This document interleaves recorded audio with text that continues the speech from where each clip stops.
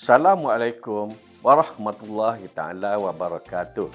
Salam sejahtera, salam Malaysia Madani dan salam kooperasi. Sebagai badan puncak gerakan kooperasi negara yang diiktiraf oleh kerajaan, Angkasa memainkan peranan yang signifikan dalam pembangunan kooperasi menerusi sektor perniagaan berimpak tinggi serta menjadi suara rasmi kooperasi kepada pelbagai pemegang taruh di peringkat nasional dan antarabangsa.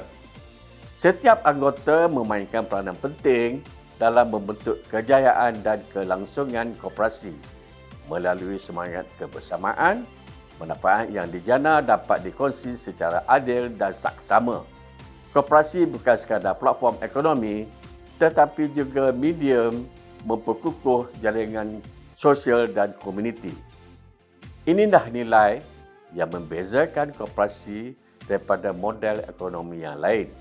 Ia berteraskan kepercayaan, keadilan dan kesejahteraan bersama.